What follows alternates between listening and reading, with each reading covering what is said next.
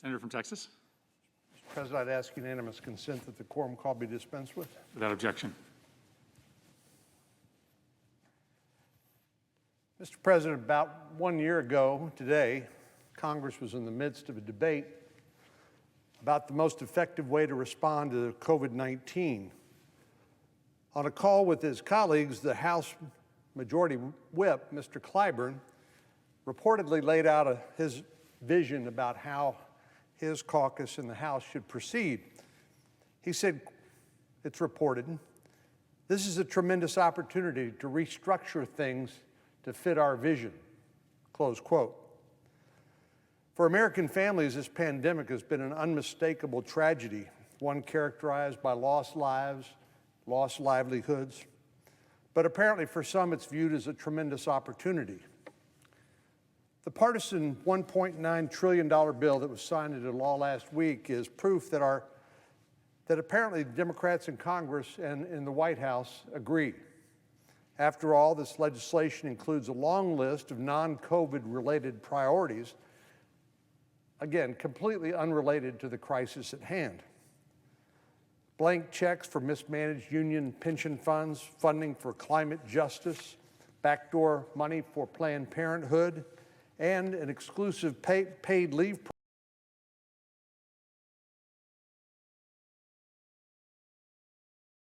program for government bureaucrats. And the list goes on and on. Before the bill was even signed into law, folks on the other side of the aisle started advocating making many of the provisions permanent. This was an emergency measure, supposedly. But folks advocated making those temporary provisions permanent. Further proof that this was more than just a pandemic relief response. This is about, in the words of Mr. Clyburn, restructuring government as we know it. But it doesn't stop there. Now our Democratic colleagues in the House and some in the Senate apparently want to hijack the state and federal election system, starting with making temporary pandemic election responses permanent. Of course, our elections are run at the state and local level. As a matter of fact, I recall, given the efforts of the Russian intelligence services to interfere with our election in 2016, one of the strengths of our system was its dispersed nature, suggesting, in other words, that if it had been a single system, it would have been much easier for our adversaries to interfere, and particularly in the cyber realm. But we know, as a result of the pandemic, states made provisional changes to their 2020 election processes to make sure that people could safely exercise their right to vote. In my state, we extended early voting. We allowed voters to submit mail-in ballots in designated drop boxes. Several states, of course, expanded eligibility for mail-in voting. Some, like California, took things even further and sent mail-in ballots to every registered voter. At the time, these changes were billed as temporary, given the unique and extraordinary nature of the challenges presented by the pandemic. But as the House Minority Whip has said, this pandemic apparently is viewed as a tremendous opportunity to restructure the way we run and conduct elections. House Democrats have passed legislation to make many of the temporary changes in 2020 election permanent and add a list of other so-called reforms in order to federalize our state and local run elections. This is in the face of Article 1 of the Constitution that explicitly gives the states the power to regulate the times, places, and manner of holding elections. Yet this 791-page document creates a one-size-fits-all mandate for all states. It actually preempts state law, starting with mail-in balloting. Any person in any state could request a mail-in ballot for any reason. There's no need to say why you can't vote in person, which is the current policy in most states. Those ballots would not, under this bill, even have to be mailed in by the voter or dropped in a state-sanctioned ballot box, because this legislation legalizes ballot harvesting. This means that mail-in ballots could be collected by paid activists or campaign staffers or anyone who has a stake in the outcome of the election.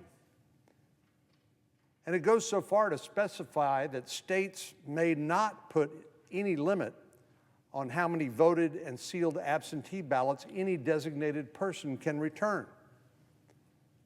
Really sounds like an invitation to fraud. And you can see how this could go badly pretty quickly. Maybe the ballot gets turned in with thousands of others. Maybe it's altered. Maybe it ends up in the trash. It's hard to say. That gets to one of the root problems with this legislation, is it does create limitless opportunities for fraud. Every single ballot cast illegally or due to fraud undercuts and neutralizes every legally cast ballot. One way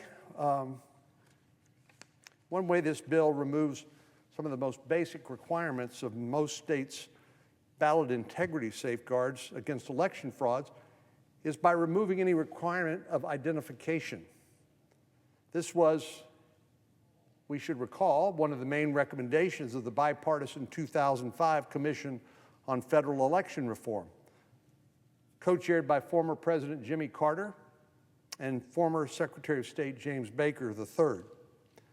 The commission recommended that voters should be required to present photo ID cards, and the state should provide free cards to voters who did not have a driver's license.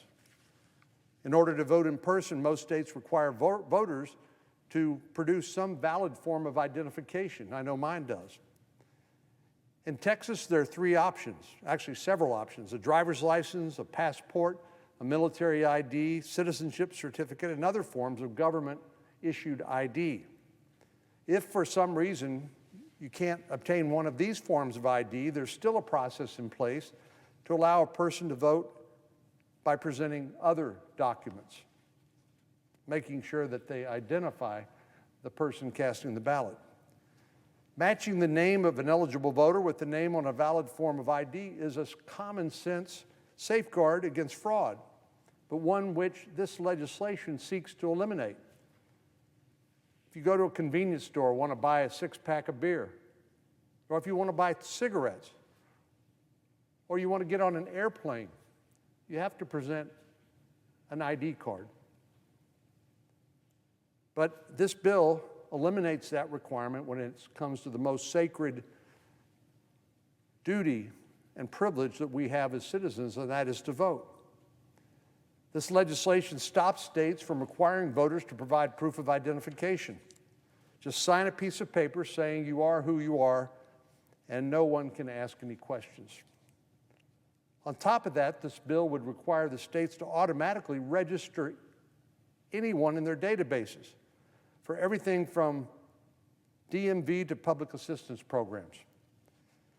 Well, we know these databases aren't limited to registered voters or even eligible voters. They could include people illegally present in the country, because some states allow driver's licenses to be issued to non-citizens who are not legally present in the country.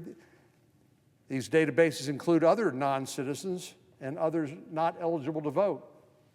Not to mention the fact that those who are already registered to vote could be registered again and again. And even if there are duplicate registrations, or if someone passes away or moves, states would not be allowed to clean up the voter rolls within 6 months of the election.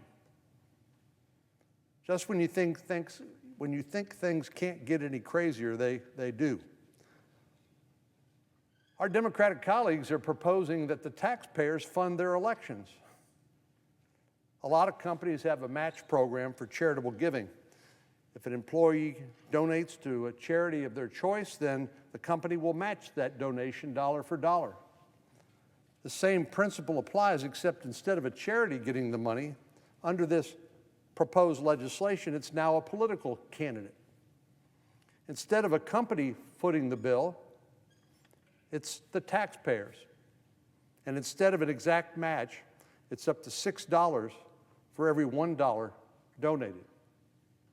That means someone who donates $200 to their preferred candidate, federal taxpayers will wind up coughing up $1,200. Well, I think there are a lot of better uses for government tax dollars. It could go to support crime victims or support the response to the humanitarian crisis at the border, which we're experiencing right now. But no, the proposal in this legislation is let's use it to elect them. Then there are the campaign vouchers.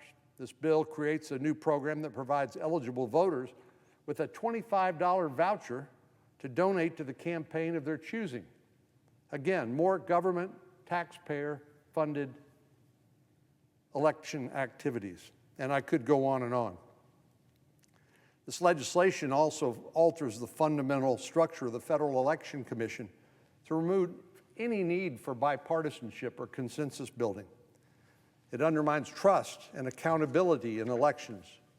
It implements a new financial disclosure policy that even the American Civil Liberties Union says, quote, could directly interfere with the ability of many to engage in political speech about causes that they care about. That's the ACLU. Above all, this bill amounts to nothing more than a federal hijacking of state elections. I can promise you folks in my state don't want Speaker Pelosi or Majority Leader Schumer to determine how elections are run in our state. They want accountable leaders in our state, elected by and accountable to them to determine the best way to conduct free and fair elections. Following the last two presidential campaigns, the side that lost had expressed concerns about election security. A partisan attempt to overhaul our entire election system is hardly a confidence-building exercise. This bill is not a serious attempt to improve security and accountability in our elections. Rather, it is a partisan power grab that will do serious damage to our republic. Mr. President, I yield the floor.